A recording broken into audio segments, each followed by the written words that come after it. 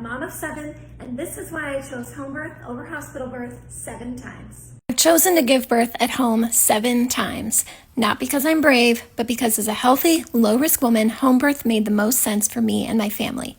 Let me tell you why. First, I wanted to avoid unnecessary intervention. Studies show that hospital births come with a higher chance of interventions like inductions, epidurals, continuous monitoring, and cesarean sections. But research has shown that for low-risk pregnancies, planned home birth with a qualified midwife is just as safe as hospital birth, with fewer interventions and better outcomes for moms. I wanted a birth where my body could lead without following a clock or a protocol.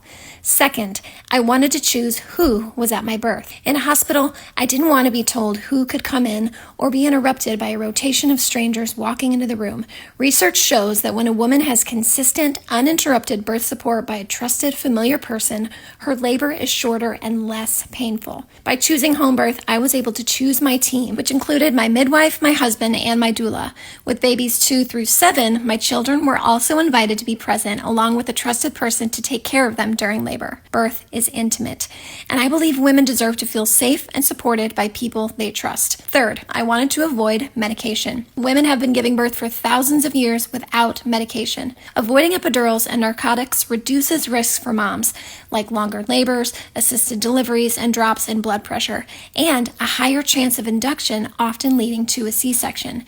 And for babies, it means better oxygen levels, more alertness at birth, and an easier time initiating breastfeeding. Preparing for an unmedicated birth is like training for a marathon.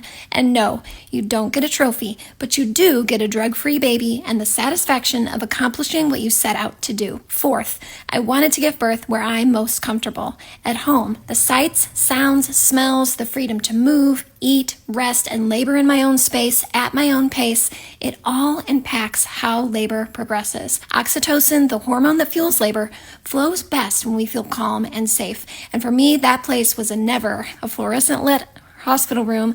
It was my home, with dim lights, a quiet atmosphere, and no one rushing me. All requirements for every other birthing mammal. And fifth, I didn't want to spend my energy fighting for the birth I wanted. My birth plan was basically just no, and I realized that hospital birth wasn't going to support the physiological birth I desired.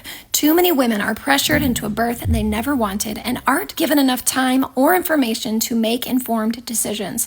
At home, I wasn't fighting, I was focusing, trusting my body, completely relaxed. Home birth isn't for everyone, but it was right for me. And after 7 beautiful births at home, I can say that I wouldn't trade it for anything. If you're considering or planning your first home birth, comment EBOOK for my free beginner's guide to home.